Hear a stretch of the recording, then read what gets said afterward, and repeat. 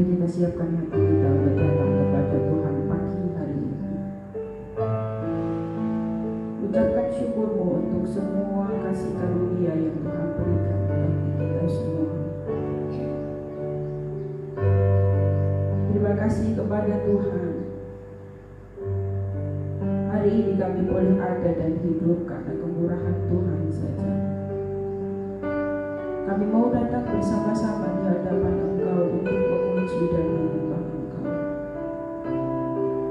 Sebab hanya Engkau yang layak untuk terima pujian dan persembahan, penyembahan kami di hadapan Tuhan, persembahan dari hidup kami di hadapan Engkau. Kami bawa pagi hari ini. Terima kasih, kami sungguh bersyukur atas kemurahan.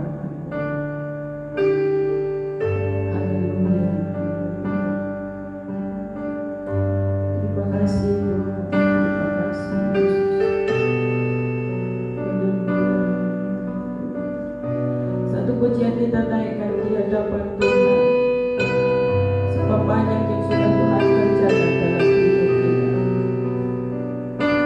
Terima kasih Yesus, terima kasih.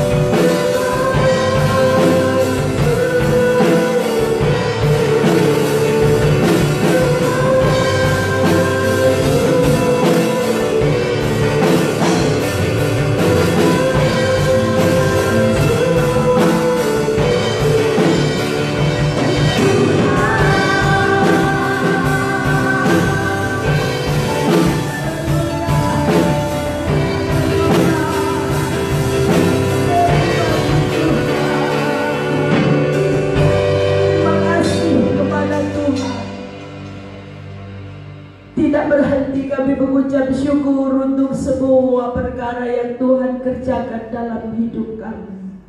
Dan pagi hari ini kami bersama dengan seluruh umat-umat Tuhan datang kepada Engkau. Naikkan pujian syukur kami kepada Tuhan. Sebab hari ini Engkau adakan untuk kami nikmati. Kami mau Tuhan, dan kami terus rindu memuji dan menyembah Engkau pagi hari ini. Kami percaya bahwa ibadah ini ada di dalam pimpinan Tuhan semata dari awal sampai kepada akhirnya. Terpujilah Tuhan, nama Tuhan ditinggikan, nama Tuhan diagungkan. Dan kami semua boleh bersuka cita karena Tuhan hadir dalam ibadah kami. Terpujilah nama Tuhan. Kami mau lebih lagi untuk bertepuk tangan bersorak bagi Engkau. Di dalam nama Tuhan Yesus Kristus kami mulai semuanya ini. Haleluya. Amin.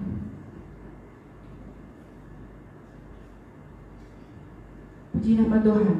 Satu pujian kita naikkan kepada Tuhan. Tiba saatnya kami berkumpul bersama. Bye.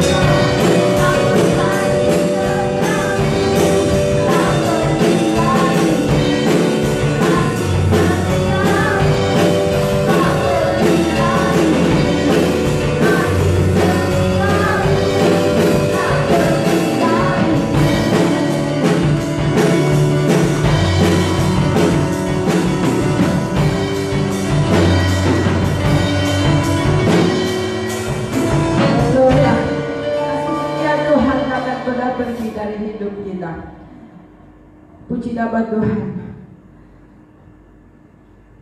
Kita akan dengar firman Tuhan pagi hari ini. Hidupku mengenapi firman-Mu. Puji nama Tuhan.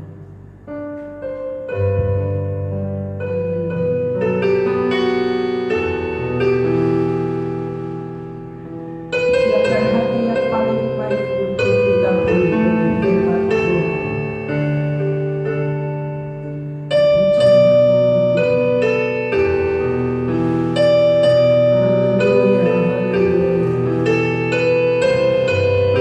Terima kasih.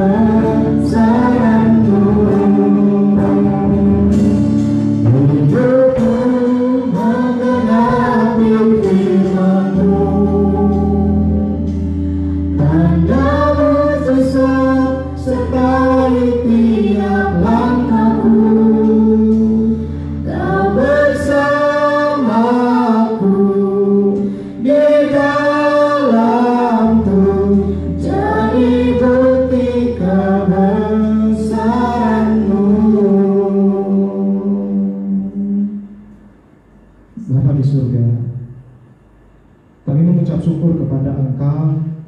Engkau Allah yang besar, Engkau Allah yang ajaib, Engkau Allah yang perkasa, Engkau Allah daripada segala ilah yang ada di dunia ini. Kuasa-Mu dari dulu, sekarang, bahkan sampai selama-lamanya tidak pernah berubah. Pagi hari ini kami bersyukur karena kemurahan Tuhan. Kami boleh ada beribadah bersama-sama dengan Engkau, dengan kondisi yang berbeda Tuhan. Tentunya dengan kondisi yang berbeda, yang dimana hari-hari ini kami boleh terus ada di dalam situasi yang kurang baik, tetapi kami selalu berharap kepada Tuhan karena Engkaulah sumber pengharapan kami. Berkati kami Tuhan, berkati umat-umat Tuhan, jemaat-jemaat Tuhan yang dimana mereka ada di rumah-rumah mereka. Mereka sedang beribadah secara langsung bersama-sama dengan kami di tempat ini. Melalui media-media sosial mereka sudah menyiarkan, mereka sudah mengikuti, bahkan mereka beribadah di rumah mereka masing-masing. Tidak mengurangi satu makna peribadatan yang selama ini boleh kami lakukan ketika kami ada di dalam rumah Tuhan seperti di kesempatan yang pagi yang indah ini Tuhan. Untuk itu Tuhan berkati kami, berkati pemberitaan firman-Mu, berkati umat Tuhan. Kiranya ketika mereka ada di dalam rumah tangga mereka masing-masing, mereka berkumpul bersama dengan keluarga mereka, baik itu suami, istri, anak-anak mereka. Hari ini mereka bersatu hati, mereka bergandengan tangan, mereka memuji memuliakan nama Tuhan. Dan ketika sebentar mereka akan mendengarkan kebenaran firman Tuhan, Engkau berkati mereka, Engkau lindungi mereka, Engkau memberikan kemampuan kepada mereka, agar kebenaran firman Tuhan yang pada pagi hari ini hamba-Mu sampaikan, firman Tuhan itu boleh kami renungkan, firman Tuhan itu boleh kami praktekkan, sehingga kami boleh aman dalam perlindungan Tuhan. Diberkatilah kami Tuhan, diberkatilah kami, memberkati setiap media-media sosial yang kami pakai untuk menayangkan siaran langsung online peribadatan di rumah masing-masing umat-umat Tuhan. Berkati Tuhan dalam melalui sarana pada pagi hari ini, sarana itu dapat memberkati nama Tuhan, dipuji dan dipermuliakan. Terima kasih Tuhan, kami mengucap syukur. Dan kami siap untuk mendengarkan firman Tuhan. Yang sudah siap mendengarkan firman Tuhan, mari kita katakan bersama-sama, amin. Puji bagi nama Tuhan.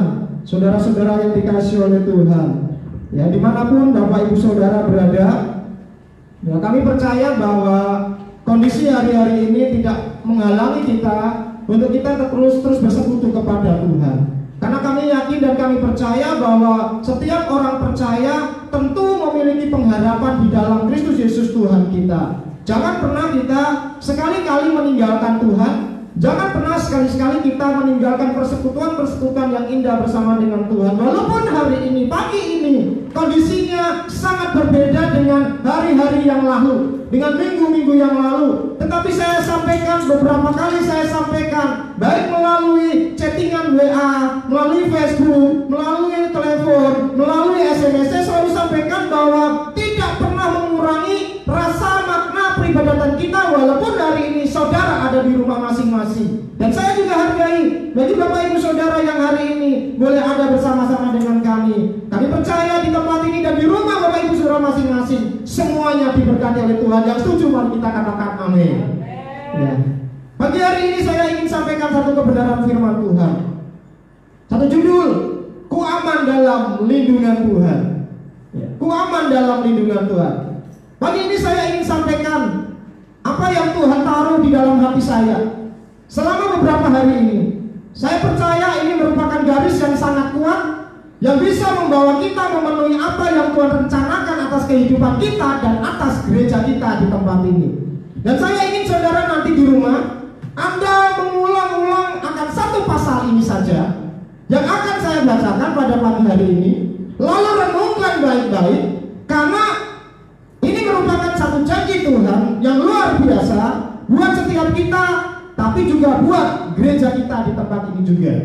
Mazmur 91. Saya mengajak Bapak Ibu Saudara untuk membuka Mazmur 91.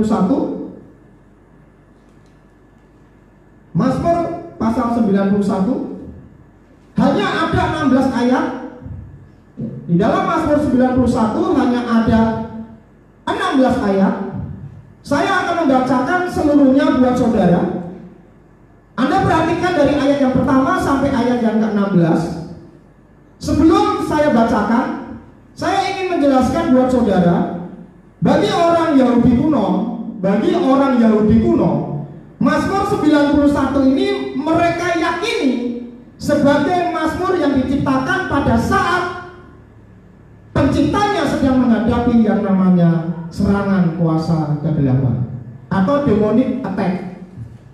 Jadi mazmur ini berkaitan langsung dengan apa yang Tuhan izinkan, yang Tuhan janjikan ketika kuasa gelap itu menyerang kehidupan kita secara pribadi dan kehidupan gerejanya.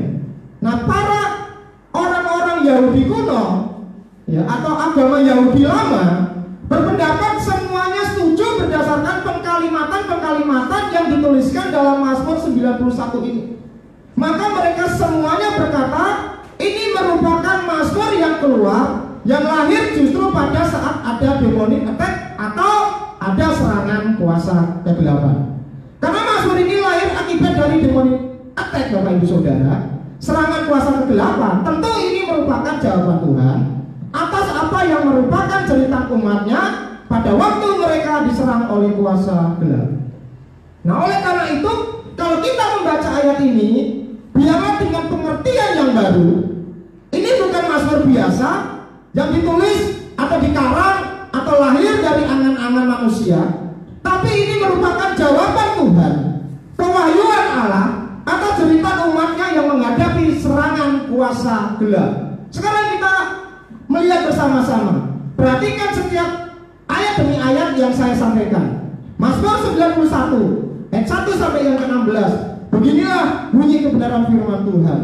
Orang yang duduk dalam lindungan yang maha tinggi dan bermalam dalam naungan yang maha kuasa akan berkata kepada Tuhan, tempat perlindunganku dan kubu pertahananku, Allahku yang kupercayai. Sungguh dialah yang akan melepaskan engkau dari jerat penangkap burung, dari penyakit sampar yang busuk. Dengan kepaknya ia akan menudungi engkau, di bawah sayapnya engkau akan terlindung, engkau akan berlindung. Kesetiaannya ialah perisai dan pagar tembok. Ayat yang kelima, engkau tak usah takut terhadap kedahsyatan malam, terhadap panah yang terbang di waktu siang, terhadap penyakit sampar yang berjalan di dalam gelap, terhadap penyakit menular yang mengamuk di waktu petang. Walau 1000 orang rebah di sisimu dan 10.000 di sebelah kananmu, tetapi itu tidak akan menimpamu. Ayat yang ke-8, engkau hanya menontonnya dengan matamu sendiri dan melihat pembalasan terhadap orang-orang fasik. Sebab Tuhan ialah tempat perlindunganmu, yang maha tinggi telah kau buat tempat perteduhanmu. Malapetaka tidak akan menimpa kamu, dan tulah tidak akan mendekat kepada kemahmu. Ayat yang ke-11, sebab malaikat-malaikatnya akan diperintahkannya kepadamu untuk menjaga engkau di segala jalanmu. Mereka akan menantang engkau di atas tangannya, supaya kakimu jangan terantuk kepada batu. Singa dan ular kedung akan kau langkahi. Engkau akan menginjak anak singa dan ular naga. Sungguh hatinya melekat kepadaku, maka aku akan meluputkannya, aku akan membentenginya. Sebab ia mengenal namaku. Bila ia berseru kepadaku, aku akan menjawab. Aku akan menyertai dia dalam kesesakan. Aku akan meluputkannya dan memuliakannya. Dengan panjang umur akan kukenyangkan dia, dan akan kuperlihatkan kepadanya keselamatan daripadaku. Saudara sekalian, lihat akan janji Tuhan yang begitu luar biasa. Alkitab berkata, engkau tidak akan kena penyakit sampar, tidak akan kena wabah yang menular. Engkau akan menonton ketika ada ribuan orang di sebelah kanan dan kirimu yang rebah, ya. Tidak akan berakibat apapun dalam hidupmu. Engkau akan menonton pembalasan atas orang fasik. Alkitab berkata, malaikatnya akan diperintahkan kepadamu untuk menopang. Bahkan tiap langkahmu sampai engkau tidak terantuk oleh batu. Ini merupakan proteksi total, perlindungan Allah secara menyeluruh yang Allah janjikan buat kita ketika kita ada di situasi yang seperti sekarang ini. Pertanyaannya untuk Bapak Ibu Saudara, sidang jemaat Tuhan yang dikasih oleh Tuhan, pertanyaannya saudara sekalian, ada banyak orang Kristen yang sudah mengerti akan janji firman Tuhan ini. Mereka berkata, ada malaikat proteksi aku. Orang boleh rebah kanan diriku, aku tidak akan kena akibatnya. Tetapi kenyataannya, berapa persen dari orang-orang Kristen yang sungguh bisa menikmati janji yang Tuhan berikan kepada kita? Kalau hanya 0,01%, misalnya Bapak Ibu Saudara, atau hanya beberapa gelintir orang yang menikmati akan janji ini, lalu untuk apa Mazmur ini dituliskan? Menurut saya, kalau sebagian besar anak-anak Tuhan belum bisa mendapatkan janji yang Allah berikan, mestinya bukan dari pihak Allah yang salah. Ada sesuatu yang keliru dalam hidup kita, di dalam kita menanggapi akan Mazmur 91 ini. Oleh karena itu saya ingin membagikan dua hal yang mendasar sekali, bagaimana sehingga ayat yang ketiga sampai ayat yang ke-16, perhatikan, ayat yang ketiga sampai ayat yang ke-16 ini menjadi bagian kita, menjadi milik kita. Bahkan tanpa engkau minta, saya berani berkata, kalau ayat yang pertama saja engkau jaga, engkau pelihara, engkau praktekkan dalam hidupmu, maka otomatis semua janji Allah itu tanpa saudara minta akan datang dan diberikan dalam hidupmu yang percaya. Katakan amin. Apa yang salah dari kita seringkali? Kita melihat hanya janji-janjinya tanpa kita pedulikan bagaimana kita bisa mendapatkan janji itu. Saya ingin kita melihat sekarang ayat yang pertama, Bapak Ibu Saudara. Dengar baik-baik, khususnya pada kalimat yang pertama ini harus dilewati. Lalu kalimat kedua pada ayat yang sama harus dilewati juga. Lalu semua janji ini otomatis jadi milik saudara. Dengan kata lain, sebenarnya Anda dan saya tidak usah mengklaim janji Allah. Kalau kita jalankan kewajiban kita, jalankan perintahnya, otomatis semuanya akan Dia berikan buat kita. Poin yang pertama. Sekarang perhatikan ayat yang pertama, Bapak Ibu Saudara. Perhatikan ayat yang pertama di dalam Mazmur 91 ayat yang pertama. Orang yang duduk dalam lindungan yang maha tinggi dan bermalam dalam naungan yang maha kuasa. Saudara, janji Allah pertama-tama terbuka pada waktu ada orang yang duduk dalam lindungan yang maha tinggi, yaitu Ia yang tinggal di tempat rahasia daripada yang maha tinggi, yaitu Allah sendiri. Janji ini dari ayat ketiga sampai yang ke-16 berlaku hanya untuk siapa, Bapak Ibu Saudara? Hanya untuk mereka yang tinggal di tempat rahasia daripada Allah yang maha tinggi. Janji ini tidak berlaku untuk semua orang Kristen. Hanya anak-anaknya yang tinggal di tempat rahasia dari Allah yang maha tinggi. Sekarang orang bertanya, mungkin Bapak Ibu Saudara juga bertanya, di mana tempat rahasia Tuhan? Sebetulnya ini sesuatu yang simple, yang mudah, yang gampang untuk dimengerti, yang hampir setahun ini saya terus sampaikan untuk saudara. Tapi dengar baik-baik, dengar baik-baik. Tanpa kita sadari, apa yang diajarkan selama ini membuka sesuatu tabir proteksi Allah yang begitu luar biasa di dalam hidup kita. Mengapa orang Kristen gagal untuk bisa mencapai perlindungan Allah? Karena mereka tidak mau tinggal di tempat rahasia dari Allah yang maha tinggi. Sekarang saya mau tunjukkan buat saudara, di mana sebetulnya second place, tempat rahasia dari Allah yang maha tinggi. Mari kita buka bersama-sama dengan saya di dalam Injil Matius pasal yang ke-6 ayat yang ke-6. Saudara bisa catat, saudara boleh tulis, dan nanti malam saudara boleh baca kembali setiap ayat, setiap pasal yang hari ini boleh saya sampaikan atas izin Tuhan kita Yesus Kristus. Injil Matius pasal yang ke-6 ayat yang ke-6. Saya akan bacakan. Tetapi jika engkau berdoa, masuklah ke dalam kamarmu, tutuplah pintu, dan berdoalah kepada Bapamu yang ada di tempat tersembunyi. Maka Bapamu yang melihat yang tersembunyi akan membalasnya kepadamu. Saya pernah sampaikan ini beberapa waktu yang lalu, Bapak Ibu Saudara. Sekarang saya mau ulang kembali. Anda lihat mulai dari ayat yang kelima di dalam Injil Matius, ya, pasal yang ke-6 ayat yang ke-5, dan terutama perhatikan ayat yang ke-6 juga. Ayat yang ke-5 mau saya bacakan terlebih dahulu. Dan apabila kamu berdoa, janganlah berdoa seperti orang munafik. Mereka suka mengucapkan doanya dengan berdiri dalam rumah-rumah ibadat dan pada tikungan-tikungan jalan raya, supaya mereka dilihat orang. Aku berkata kepadamu, sesungguhnya mereka sudah mendapat upahnya. Ini bahaya sekali. Banyak orang Kristen ingin dikenal orang. Kemarin Tuhan mengajar saya menarik sekali Bapak Ibu Saudara. Orang itu pada hakikatnya ada kebutuhan rohani, ada kebutuhan jiwani, dan ada kebutuhan jasmani. Kebutuhan jiwani ini sering kali yang harus ditaklukkan. Karena itu selfish, itu manusia daging kita.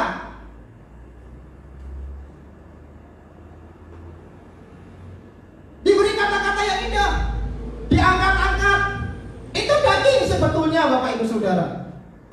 Tapi seringkali kalau diabaikan akan menimbulkan problem.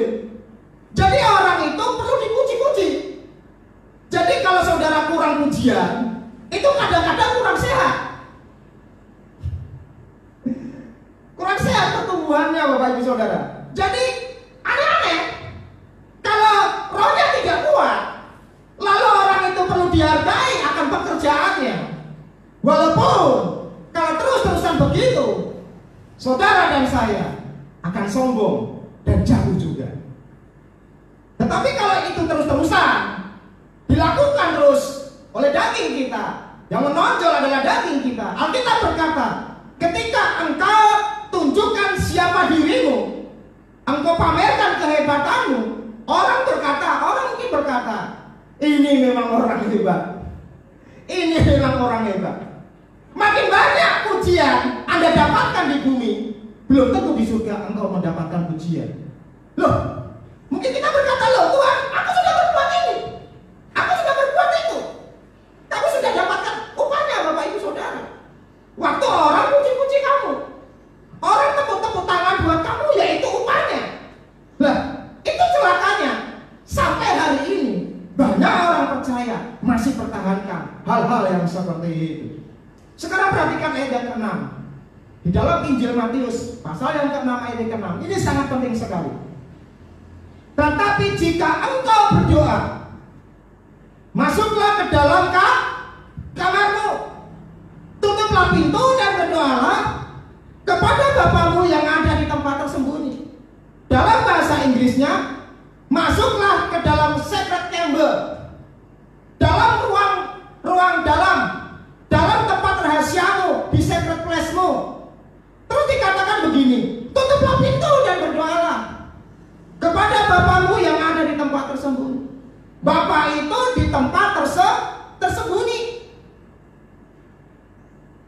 Maka Bapamu yang melihat yang tersembunyi akan membalasnya kepadamu. Ada terjemahan lain yang bagus sekali Bapak Ibu Saudara. Kalimat itu berbunyi begini. Dengar baik-baik, ini simpel sekali. Setiap kali saya berbicara tentang tempat rahasia, di mana Allah itu ada, apa itu sebetulnya? Alkitab berkata begini, kalau kamu berdoa, kunci kamar, tutup pintu, dan berdoalah kepada Bapamu yang ada di tempat yang tersembunyi.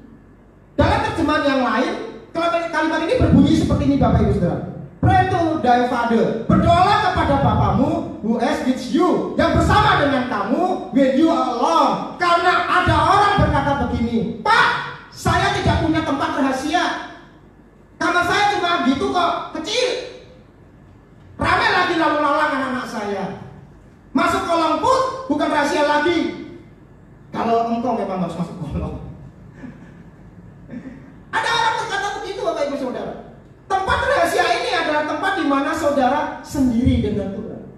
Bukan masalah engkau ada di kolong tempat tidur, bukan masalah engkau ada di kamar menyembunyikan diri supaya orang lain tidak tahu kalau engkau sedang berdoa. Tempat rahasia ini adalah tempat di mana saudara sedang sendiri dengan Tuhan. Sedang sendiri dengan Tuhan. Alkitab berkata kok seperti ini, datanglah kepada Bapamu yang di tempat tersembunyi. Artinya apa? Tempat di mana engkau sendiri. Itulah Bapamu ada. Bukan menyendiri karena ngambek, bukan.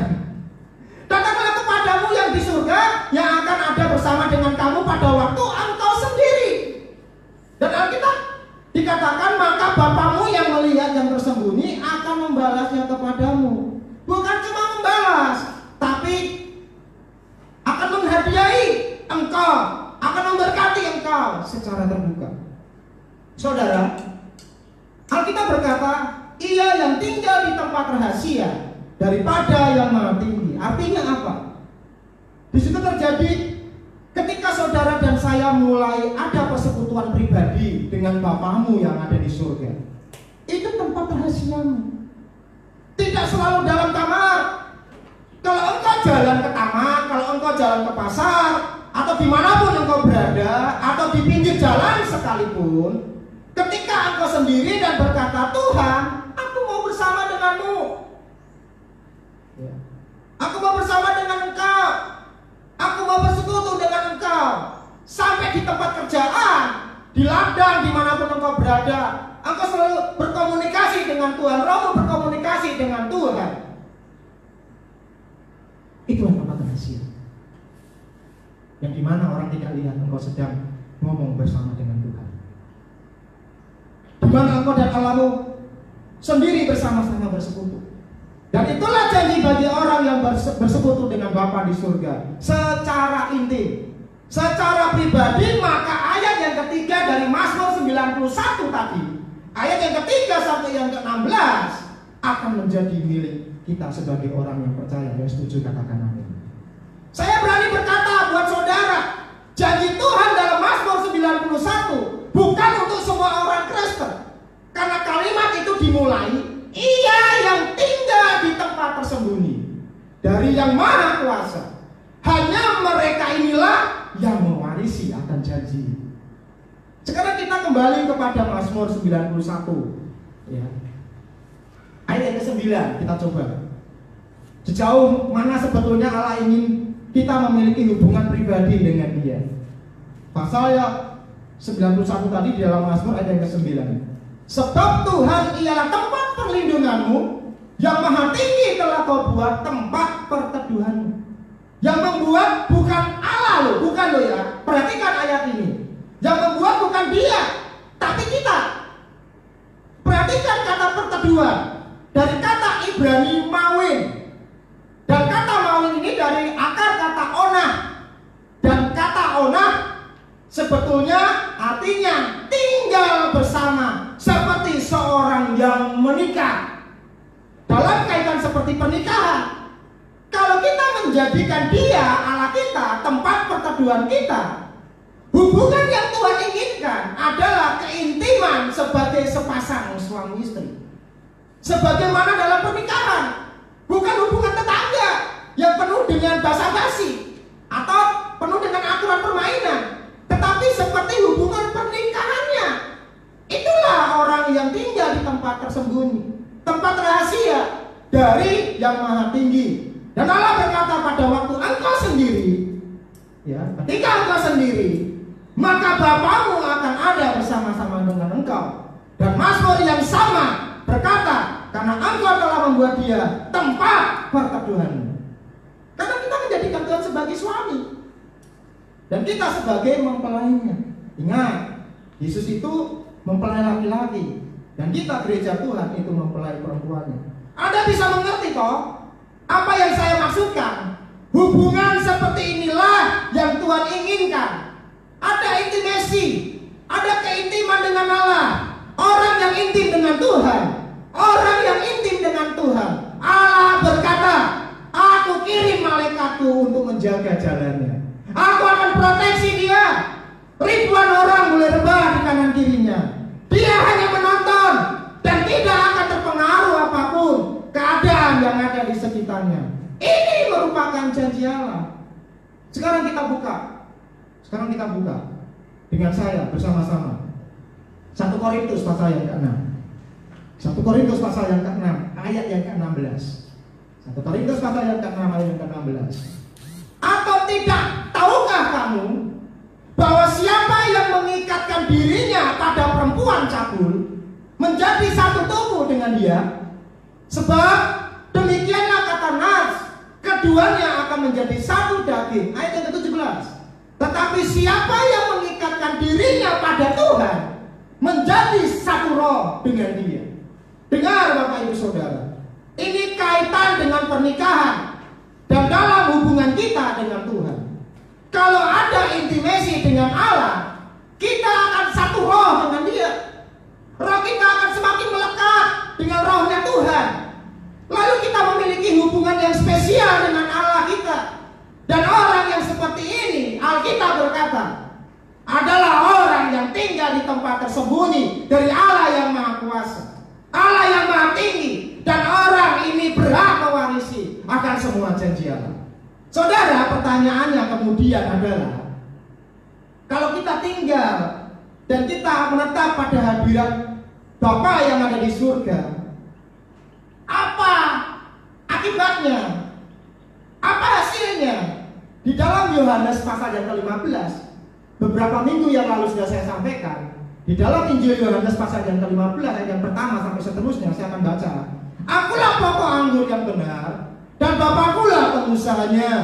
Setiap ranting padaku yang tidak berbuah dipotongnya, dan setiap ranting yang berbuah dibersihkannya, supaya ia lebih banyak berbuah.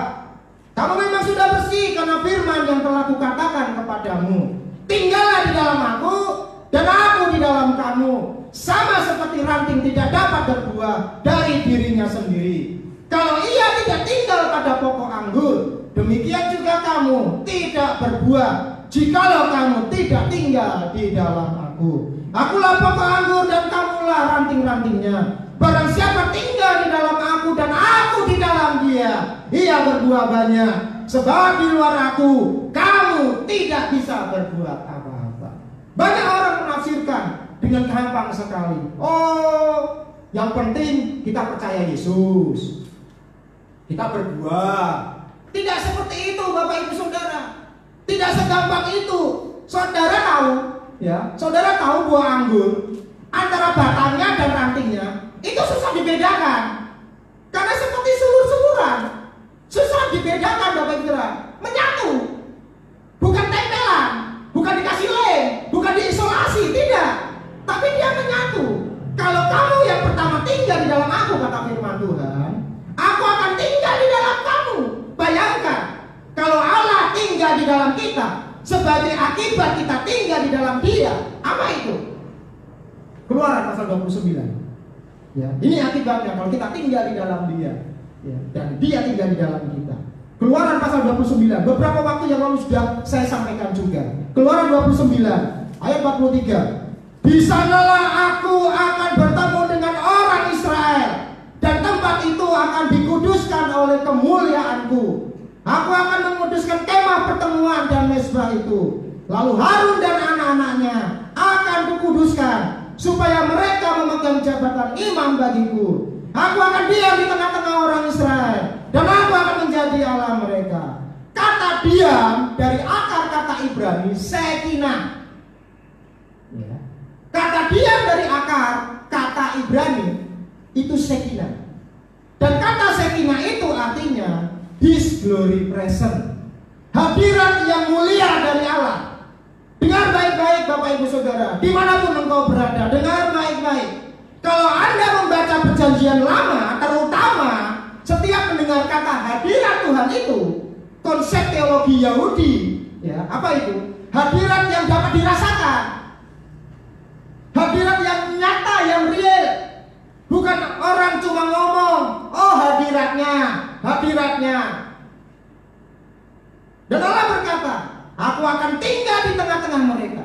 Kalau Shekinah glory, tinggal hadirat Tuhan, tinggal real nyata di dalam kehidupan kita sebagai orang-orang percaya, Allah akan tinggal bersama-sama dengan kita. Yang setuju katakan amin. Kata tinggal dari kata Shekinah, His glory present. Hadirat yang mulia dari Allah akan tinggal di dalam kehidupan kita. Hadirat yang menguduskan kita, kemuliaan yang menguduskan kita. Siapa yang tahan menjamah hidup kita? Siapa yang akan tahan dekat dengan kita? Virus-virus apapun tidak akan pernah berani dekat dengan kita kalau kita ada di dalam kemuliaan Tuhan. Yang setuju katakan amin. Otomatis kalau kita tinggal Otomatis itu kalau kita tinggal di tempat tersembunyi, tempat di mana Allah itu ada. Ada hubungan pribadi yang dekat dengan Bapamu yang di surga. Maka Bapamu akan tinggal dalam hidupmu, dan dengan Allah tinggal, maka glory present. Hadirat yang mulia dari Allah akan tinggal di dalam hidup kita. Ketika hadiratnya tinggal di dalam hidup kita, siapa yang tahan berdiri di hadapannya? Tadi saya katakan, Bapak Ibu, bukan karena kehebatan kita, tapi karena Allah yang tinggal di dalam kita. Ingat Mazmur 91 tadi.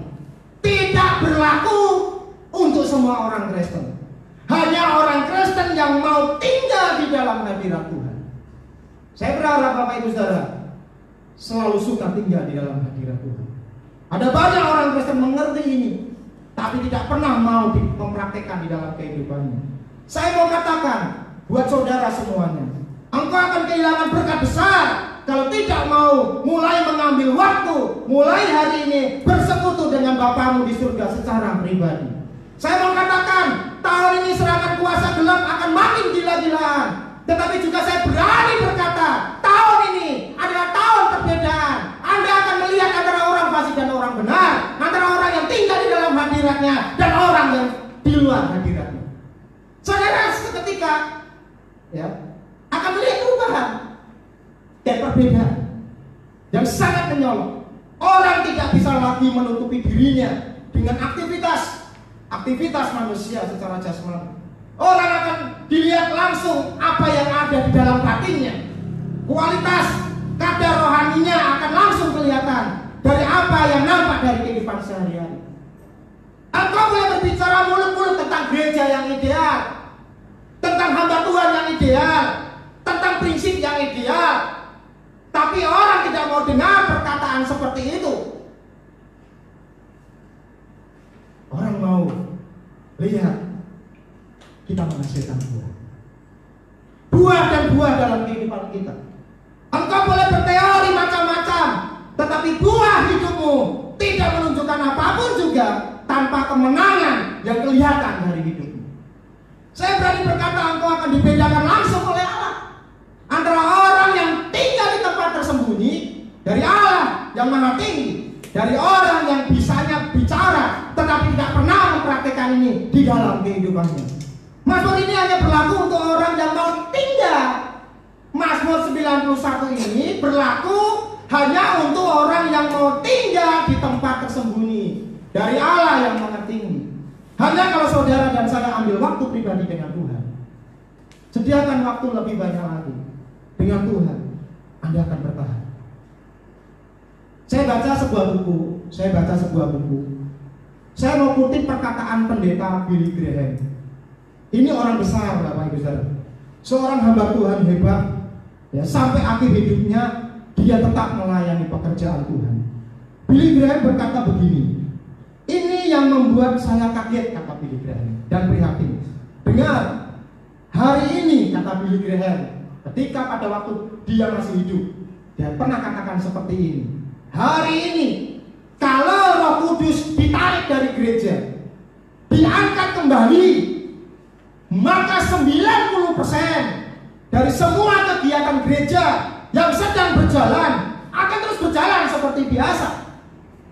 Apa akibatnya? Apa implikasinya, Bapak Ibu Saudara? Artinya Billy Graham ini mau berkata 90% pekerjaan anak Tuhan hari-hari ini tanpa Roh Kudus. Pekerjaan gereja-gereja Tuhan hari-hari ini tanpa Roh Kudus. Sehingga kalau ditarik pun tidak ada bedanya. Contoh, saya mungkin apalagi saya kasih contoh ya. Mungkin kalau saya buang tisu ini, saya buang ini, hand sanitizer, saya buang gitu. Saya masih bisa berkorban ya? Masih bisa berkorban ya? Bisa, bisa, masih bisa berkorban. Ini seperti kayak kita ini tadinya punya Roh Kudus, terus Roh Kudus tinggalkan kita masih bisa beraktivitas ya? Kita masih bisa beraktivitas. Tetapi Billy Graham katakan 90% pekerjaan yang kita kerjakan, gereja yang pekerjaan gereja yang dilakukan tanpa Roh Kudus. Ini gereja keliling seluruh dunia, Bapak Ibu Saudara. Makanya dia bisa berkata seperti itu. Gereja 90% yang dikerjakan jalan terus. Berarti hanya 10% dari semua gereja yang ada yang betul tergantung dari Holy Spirit, Roh Kudus. Karena ketika Roh Kudus ditarik, yang 10% akan hancur. Yang 90% mayoritas akan jalan terus karena yang dipakai otak dan kekuatan dirinya sendiri. Tapi gereja yang seperti ini tidak akan tahan menghadapi tahun ini. Proteksi Allah akan hilang dari hidup kita. Tidak akan pernah muncul malaikat yang diperintahkan untuk menopang akan hidup kita. Pilihan di tangan kita semuanya hari-hari ini. Pilihan ada di tangan Bapak Ibu Saudara. Kalau saudara bisa mengerti janji Allah ini, janji hanya untuk mereka yang mau tinggal. Saya ulang-ulang terus supaya engkau mengerti. Janji ini akan Bapak Ibu Saudara kalau engkau mau tinggal di tempat tersembunyi dari Allah yang Maha Tinggi. Bukan untuk orang yang mencoba menjaga dirinya sendiri, mencoba memproteksi dirinya sendiri, hidupnya sendiri. Tapi Allah ingin dari setiap kita tinggal di tempat tersembunyi dari Allah yang Maha Tinggi. Ambil waktu pribadi dengan Tuhan secara khusus. Kenali dia, Bapak Ibu Saudara. Ajak dia bersekutu, ajak dia berbicara. Poin yang kedua yang terakhir. Ya, balik ke Mazmur 91. Saya mau tunjukkan hal yang kedua. Saya bacakan lagi, ya. Saya bacakan lagi ayat yang pertama supaya kita mengikuti kronologinya. Orang yang duduk dalam lindungan yang Maha Tinggi dan bermalam dalam naungan yang Maha Kuasa. Ya. Kalimat kedua ini merupakan dampaknya, Bapak Ibu Saudara. Kalimat kedua ini merupakan akibatnya. Akan tinggal di dalam bayang-bayang dari Allah yang Maha Kuasa. Bahasa aslinya El Shaddai. Orang yang tinggal di tempat tersembunyi dari Allah yang Maha Kuasa, orang yang tinggal di dalam hadirat Allah, maka Allah akan tinggal di dalam hidupnya. Shekinah His glory presence, hadirat Allah yang mulia tinggal di dalam hidup kita.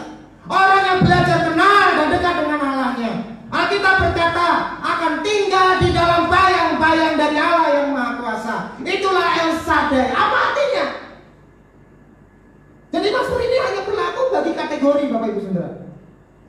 Bagi kategori orang yang tinggal di dalam hadirat Allah. Dan kalau kita tinggal di dalam hadirat Allah, akibatnya apa? Kita akan tinggal di bawah bayang-bayang dari El Shaddai, yang artinya Allah Maha Besar. Pertanyaannya begini, Bapak Ibu Saudara. Pertanyaannya begini. Hari ini kita banyak nyanyi El Shaddai, El Shaddai, Allah Maha Kuasa. Semua teriak El Shaddai. Stiker motor, stiker mobil, tulisannya El Shaddai banyak kita temukan di jalan-jalan. Banyak rumah makan El Shaddai. Persekutuan doa El Shaddai. Tanpa orang itu mengerti El Shaddai itu apa. Kapan pertama kali Allah berkata, akulah El Shaddai? Kapan itu, Bapak Ibu Saudara? Buka bersama-sama dengan saya ya Kejadian pasal yang ke-17, supaya engkau tahu bahwa engkau punya Allah yang besar, engkau punya Allah yang kuasa. Di bawah kepak sayapnya engkau akan dilindungi oleh Tuhan. Kejadian pasal yang ke-17. Kalau saudara mengerti akan latar belakangnya, baru saudara boleh berteriak El Shaddai. Kalau belum tahu latar belakangnya, jangan pernah sekali-kali engkau bilang El Shaddai, karena engkau tidak tahu artinya El Shaddai dan engkau belum mengerti dampaknya El Shaddai. Kalau tidak malu dan tidak ada gunanya bagi hidup kita, maka kita tidak akan pernah mengenal yang namanya El Shaddai. Kejadian pasal yang ke-17 ayat yang pertama. Ketika Abraham berumur 99 tahun, perhatikan baik-baik. Kejadian 17 ayat yang pertama. Ketika Abraham berumur 99 tahun, maka Tuhan menampakkan diri kepada Abraham dan berfirman kepadanya, akulah Allah yang Maha Kuasa. Hiduplah di hadapanku dengan tidak bercela. Ayat yang kedua, aku akan mengadakan perjanjian antara aku dan engkau, dan aku akan membuat engkau sangat banyak. Dengar baik-baik saudara, jemaat-jemaat Tuhan dimanapun engkau berada, dengar baik-baik. Saya mau jelaskan buat saudara. Allah berjanji kepada Abraham, aku buat keturunanmu seperti pasir di laut dan bintang di langit. Abraham berkata, ya Tuhan, aku percaya. Wih, senang dia. Ketika Allah berjanji akan memberikan keturunan kepada Abraham seperti pasir di pantai dan bintang di langit. Wih, senang dong, namanya orang dijanjiin sama Tuhan. Apalagi Abraham belum punya keturunan. Ya. Ketika Allah berfirman seperti itu kepada Abraham, Abraham masih kuat. Abraham masih kuat. Ya, masih kuat. Satu hari ditunggu, janji itu tidak muncul. 2 hari ditunggu, tidak muncul itu janji. Begini saja. Ini biasanya manusia, otaknya selalu dipakai, kekuatan sendirinya selalu digunakan tanpa memakai kekuatan daripada Tuhan. Nah, begini saja. Tuhan kan ngomong, Tuhan kan janji bahwa aku akan diberikan keturunan. Kalau aku tidak usaha, bagaimana aku bisa punya keturunan? Bisa menangkap ya apa yang saya sampaikan? Akhirnya seringkali manusia ingin bantu Tuhan. Tuhan tidak usah perlu dibantu, tapi seringkali manusia ingin bantu Tuhan. Begini saja untuk mewujudkan janji Tuhan, ya kan? Wah, kita bantu Tuhan saja. Kita bantu Tuhan. Makanya Sarah sampaikan seperti ini, Sarah. Udah, ambil budak itu agar. Aku kan sudah tua. Aku udah punya keturunan ini. Mandul saya ini. Udah, kamu ambil agar. Kamu pasti punya keturunan. Laki-laki kalau suruh nikah lagi ya senang. Bapak-bapak, kalau istrimu bilang ini nikah lagi gitu, wah, bapak-bapak dalam hatinya, wah, semangat merdeka gitu, merdeka. Itu bapak-bapak kayak kucing dikasih ikan asin, wah, cepat itu, tidak ditolak lagi. Sama seperti Abraham, dia mau bantu Tuhan dengan pemikiran, istriku yang suruh untuk nikahi budakku si Hagar. Punya anak dari Hagar. Itu anak itu janji Tuhan atau tidak itu? Bukan, walaupun Abraham punya anak dengan Hagar, tetapi itu bukan yang dijanjikan oleh Allah. Seringkali ketika kita masih kuat, kita tidak mau angkat tangan kita di hadapan Allah. Ketika manusia masih kuat, oh tenang saja, Belanda masih jauh. Ketika kita masih kuat, buat apa dengan khotbah? Aku bisa baca kok sendiri Alkitab, dengar YouTube, lihat di televisi khotbah. Tidak perlu dengan khotbah Bapak Gembala atau Bapak Pendeta lagi. Ketika manusia masih memiliki kekuatan yang seperti ini, pertolongan Allah ditahan dulu.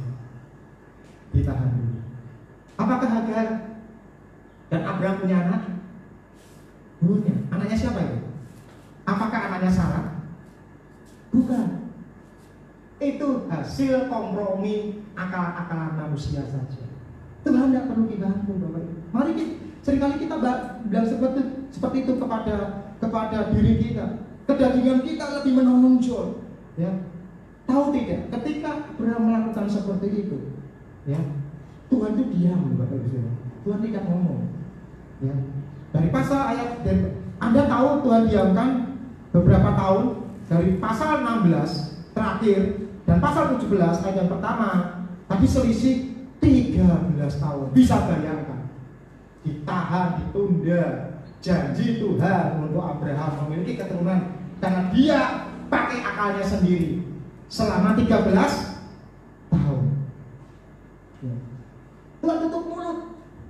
Tuhan tidak mau lepaskan berkatnya karena kita merasa kuat. Nah, Bapak Ibu Saudara yang dikasih oleh Tuhan, ketika Abraham semakin tambah umur tua, Sarah semakin peot. Saya belum pernah temukan di Tumbang Samba ini tambi-tambi yang sudah peot itu ngandung. Belum. Tambi-tambi yang gini itu melahirkan. Satu dua, belum pernah saya temukan. Dan ketika Abraham menginjak umur yang semakin tua, kekuatannya semakin menurun, semakin turun. Dia tidak bisa lagi membantu Tuhan, dalam tanda kutip akal-akalan dia. Dia baru angkat tangan, aku menyerah. Baru di situ Allah turun tangan. Ketika kita tidak mampu lagi, ketika kita tidak berdaya lagi, ketika kita angkat tangan sebagai tanda penyerahan kita kepada Tuhan dengan sungguh-sungguh, dan ketika kita tidak berdaya lagi, maka El Shaddai Almighty God akan beserta dengan Bapak Ibu Saudara yang percaya. Katakan amin. Kalau saudara tinggal di dalam hadirannya, engkau lihat kemuliaannya, engkau akan sadar bahwa hidup kita tidak ada apa-apanya. Pada saat engkau sadar aku tidak bisa apa-apa, engkau tersungkur di bawah kakinya Tuhan, engkau tersungkur di bawah kakinya El Shaddai, maka Almighty God sekarang lihat, saudara akan memperoleh perlindungan daripada Tuhan. Bapak Ibu Saudara yang dikasihi oleh Tuhan, janji Allah itu goalnya pasti. Dia hanya mau membuat semua kita berkata, Tuhan mau membuat kita semuanya itu berkata, Tuhan, aku menyerah, aku tidak ada apa-apanya. Kalau saudara sampai titik itu, saya yakin El Shaddai itu turun. Amin. El Shaddai itu turun. Waktu El Shaddai turun, Allah yang Maha Kuasa yang di luar pikiranmu, Dia akan beri. Cuma seringkali diputar-putar terlebih dahulu sampai ketemu. Engkau harus bersekutu dengan Dia. Engkau harus membangun hubungan yang intim dengan Dia. Kalau janji Allah di dalam Mazmur pasal 91 ayat yang ketiga sampai yang ke-16 berlaku dan engkau miliki. Kalau engkau tidak bisa, engkau tidak akan pernah bisa mendapatkan janji Mazmur 91, khususnya ayat yang ketiga sampai ayat yang ke-16. Orang yang tinggal di dalam sacred place, ya, adalah orang yang akan mengalami perlindungan Tuhan. Kalau saudara tidak ada waktu dengan Tuhan, engkau tidak pernah mengerti kelemahanmu. Engkau hanya lihat kehebatanmu. Setiap engkau lihat kehebatanmu, engkau tidak pernah bisa ketemu dengan Allah El Shaddai. Waktu engkau ketemu dengan kemuliaannya, engkau tahu betapa busuknya kita. Pada waktu engkau bertemu dengan kebusukan kita, engkau baru bisa mengerti bahwa aku butuh El Shaddai. Terakhir sebelum saya akhiri peribadatan firman Tuhan pada penyampaian firman Tuhan pada pagi hari ini, saya memberikan contoh beberapa waktu yang lalu sudah saya sampaikan. Cerita tentang si bungsu anak yang hilang. Saudara tahu dari mana si bungsu itu bertobat?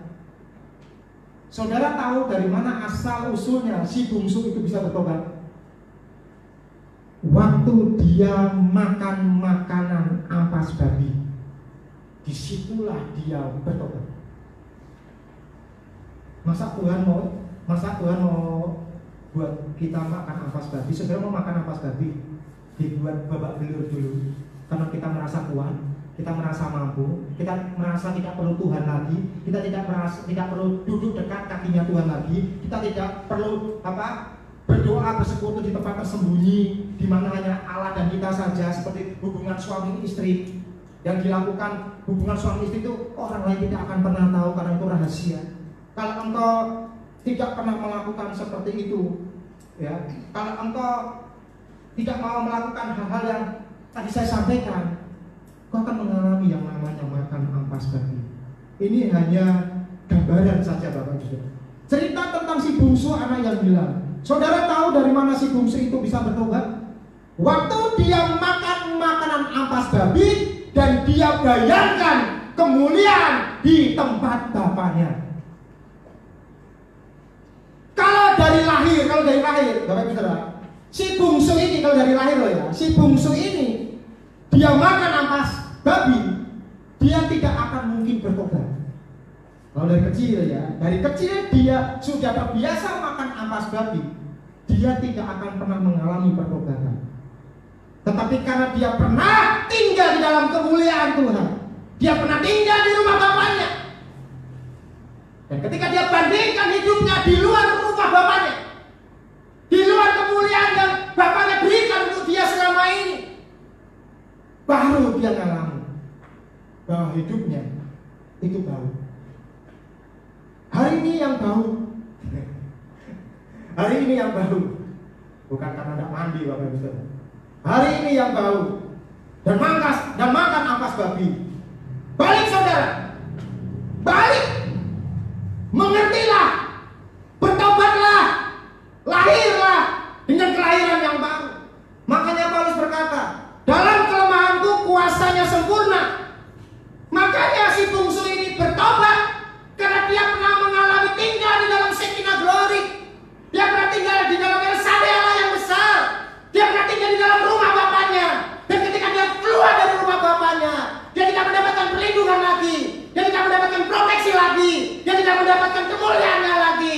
Dia baru rasakan ternyata di mana aku berada jauh lebih hebat di rumah bapakku. Dan saya mau katakan, kalau engkau mau hebat, engkau tinggal di rumah bapakmu. Perlindungan Allah akan datang.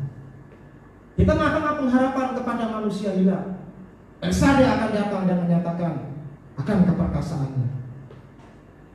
Ayat yang terakhir, mari pemain musik. Ayat yang terakhir, buka ayat yang terakhir, Mazmur pasal 27. Ini ayat yang terakhir, Mazmur 27.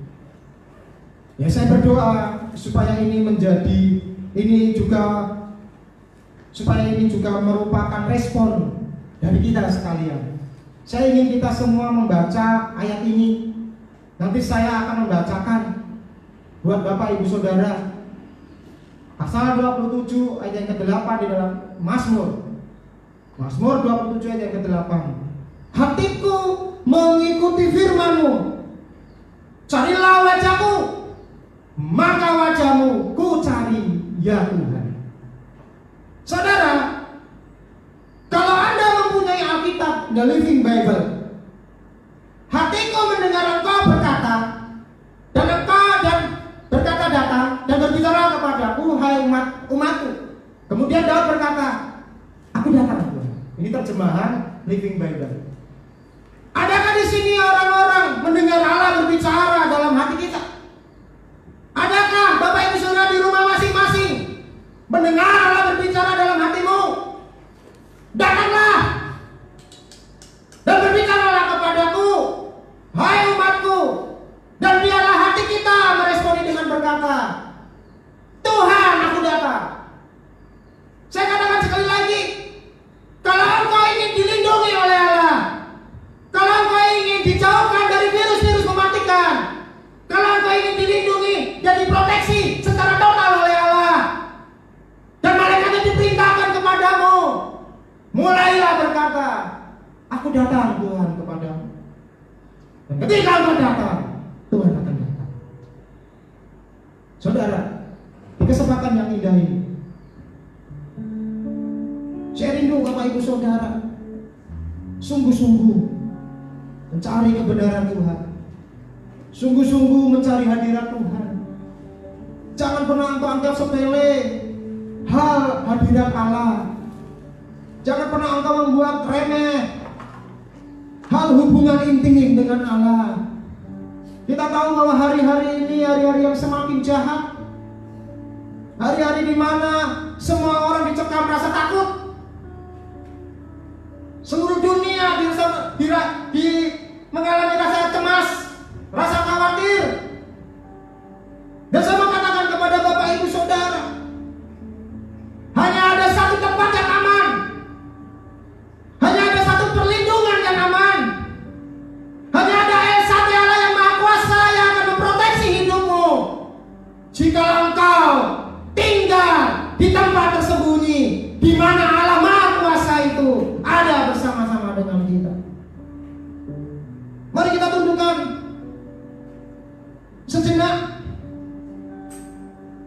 hati, pikiran di dalam kehidupan kita. Mungkin hari ini kau sedang cemas, hari ini kau sedang takut, kau seolah-olah kematian menghampirimu. Tapi mau saya katakan di kesempatan pada pagi hari ini, kalau engkau ingin mendapatkan janji dari Mazmur 91, khususnya ayat yang ketiga sampai yang ke-16,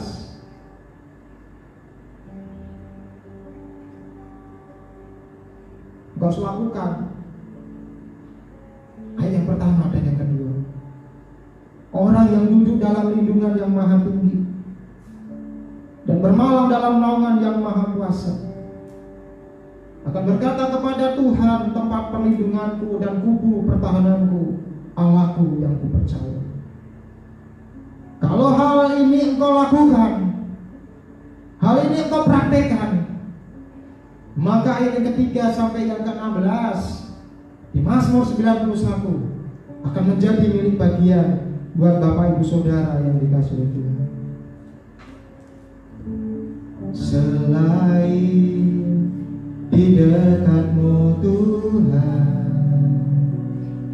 tiada yang dapat membuatku tenang di luar naunganmu Tuhan. Tiada yang sanggup menyelamatkan selain di dekatmu. Mari yang di rumah masing-masing, engkau gandeng, engkau pegang tangan istri dan anak-anakmu, engkau pegang tangan-tangan mereka, dan engkau mulai berkata, Tuhan, aku datang mau menjumpai hadirat-Mu. Aku mau datang menjumpai Engkau di tempat yang tersembunyi. Mari semua umat Tuhan dimanapun engkau berada, datanglah kepada Tuhan di tempatmu masing-masing, di rumahmu masing-masing. Kalau engkau menangis, menangislah. Kalau engkau berkata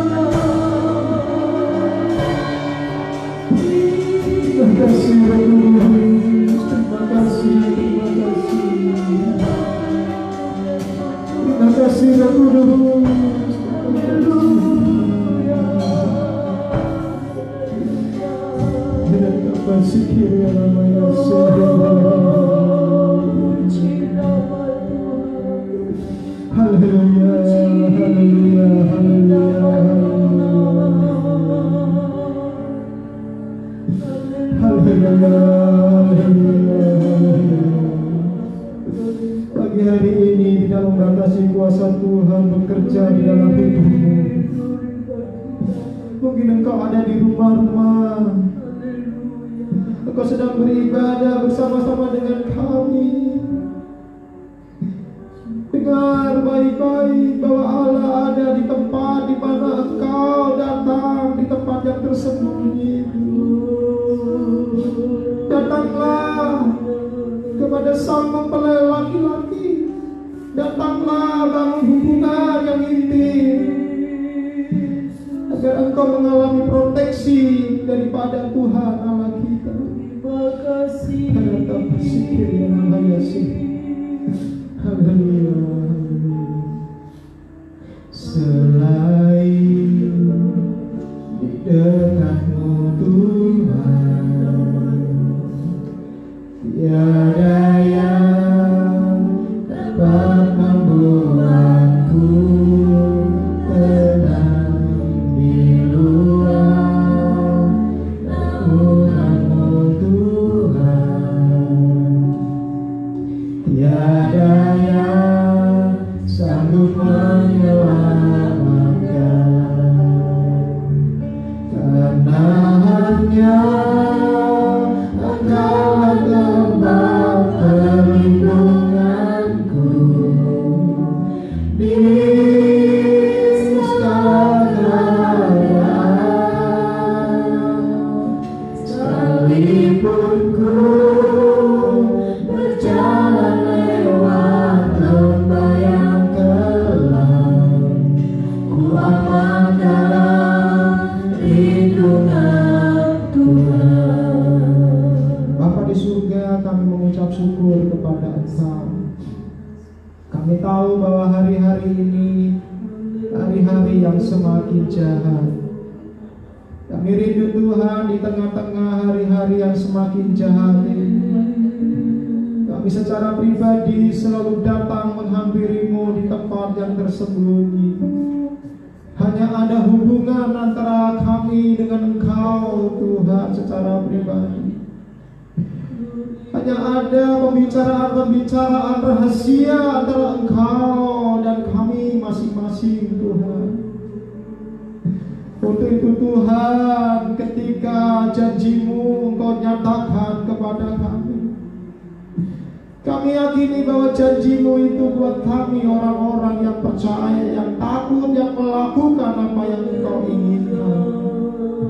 Kami mau lebih sungguh-sungguh lagi mencari Tuhan. Kami mau tenggelam lebih dalam lagi di dalam hadirat-Mu. Karena kami percaya di dalam hadirat-Mu ada ketenangan. Di dalam hadirat-Mu ada damai sejahtera. Di dalam hadirat-Mu tidak ada rasa takut. Di dalam hadirat-Mu tidak ada rasa cemas. Dan akan ada perlindungan daripada Allah yang kudus itu ada dalam kehidupan kami. Pagi hari ini hamba berdoa buat setiap jemaat-jemaat Tuhan, buat setiap keluarga-keluarga kami dimanapun berada. Aku berdoa kiranya tangan Tuhan melindungi mereka semuanya. Hadirat Tuhan menghampiri mereka semuanya, sehingga mereka bertekun lutut di hadapan Tuhan, dan mereka menyerah, dan mereka katakan, Tuhan, aku mau datang kepadamu. Terima kasih Tuhan Yesus, terima kasih Roh Kudus. Meteraikan firman-Mu kepada kami semuanya. Kami yakin dan kami percaya hari ini kami adalah orang-orang yang diberkati oleh Tuhan. Makasih buat kebenaran firman Tuhan. Kami akan renungkan firman-Mu. Kami akan melakukan firman-Mu dengan sungguh-sungguh, agar ketika kelak Engkau memanggil kami, Engkau menemukan tiada cacat dan tiada celah dalam hidup kami, dan nama kami ada di dalam kitab kehidupannya Tuhan.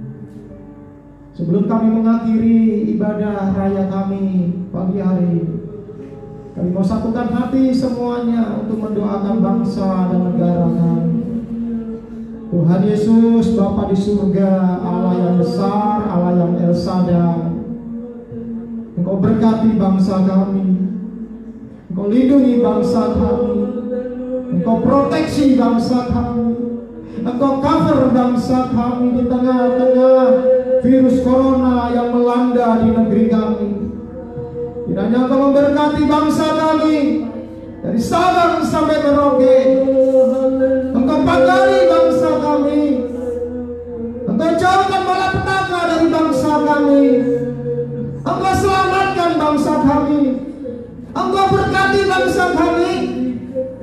Kami percaya dengan situasi yang seperti ini, transformasi besar akan terjadi buat bangsa kami. Kemenangan besar terjadi buat orang-orang percaya, khususnya di negeri kami, Tuhan. Inilah waktunya kami satukan hati, satukan roh, dan satukan tujuan mendoakan bangsa kami. Berkati Bapak Presiden kami, Tuhan. Bapak Presiden kami berkati, Bapak Jokowi. Berkati dengan hikmat, akal budi, pengertian daripada Tuhan, sehingga dapat menyelesaikan persoalan bangsa ini dengan sebaik-baiknya. Kau memberikan hikmat Tuhan kepada Bapak Presiden kami. Lindungi dia, Tuhan. Jauhkan dari niat-niat tangan-tangan orang jahat yang ingin menjumpainya. Jauhkan dari rancangan-rancangan jahat yang hendak ditujukan kepada Bapak Presiden kami. Tuhan tolong, sehingga dia bisa menjadi seorang pemimpin yang bijaksana, bisa keluar dari masalah virus corona ini di negeri kami. Kau memberkati gugus depan, Kau memberkati para menteri, gubernur, bupati, wali kota, camat, lurah, kepala desa, RT, RW, sampai ke tingkat-tingkat desa, Tuhan. Kau berkati, Kau cover. Terlebih di daerah kami, kota kami, Bang Sabang, Engkau berkati, Engkau lindungi, Tuhan. Berkati muspika yang ada, berkati tokoh-tokoh masyarakat yang ada, berkati tokoh-tokoh agama yang ada, berkati semua lapisan masyarakat yang ada. Engkau pagari Tumbang Samba, biar Tumbang Samba penuh dengan kemuliaan Tuhan. Makasih Tuhan. Saya ajak saudara untuk berdiri.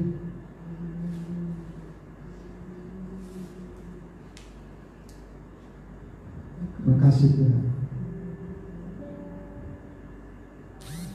Arahkan hatimu. Kita akan mengakhiri ibadah kita pada pagi hari ini. Kiranya Engkau memberkati aku berlimpah-limpah.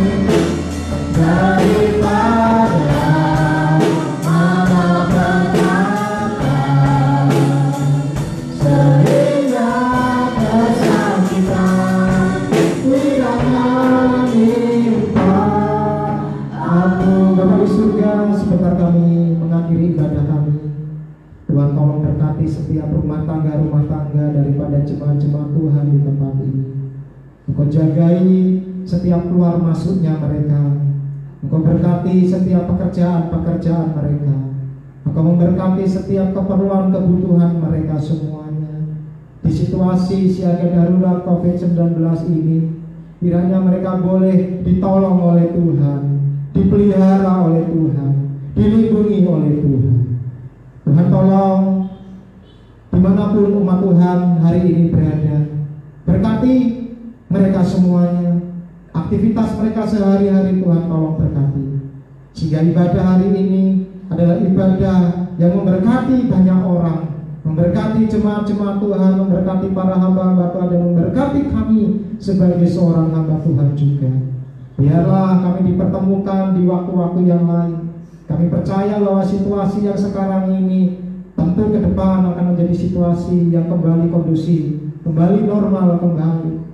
Kami percaya hari ini ketika kami mengakhiri ibadah kami Tuhan, berkat Tuhan boleh ada pada kehidupan kami.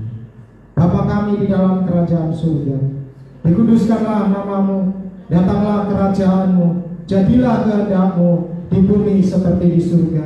Berikanlah hari ini makanan kami yang secukupnya, dan ampunilah akan kesalahan kami, seperti kami juga mengampuni orang yang bersalah kepada kami. Dan janganlah membawa kami ke dalam pencobaan, tetapi lepaskanlah kami daripada yang jahat. Karena Engkau-lah yang mempunyai kerajaan dan kuasa dan kemuliaan sampai selama-lamanya. Sekarang arahkan hatimu, angkatlah kedua belah tanganmu, pulanglah engkau, pulang dengan bawa berkat daripada Bapa di surga, kasih sayang daripada Yesus Kristus, penyertaan penghiburan daripada Roh-Mu yang kudus, tinggal menyertai kita semuanya, mulai hari ini sampai Maranatha. Tuhan Yesus Kristus datang pada kali yang kedua menjemput kita semuanya.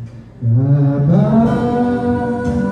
terima kasih. Bapa, terima kasih. Bapa di dalam surga, ku berterima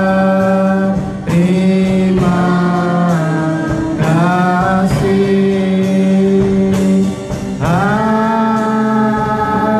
Amin. Tuhan Yesus memberkati sidang jemaat semua. Amin.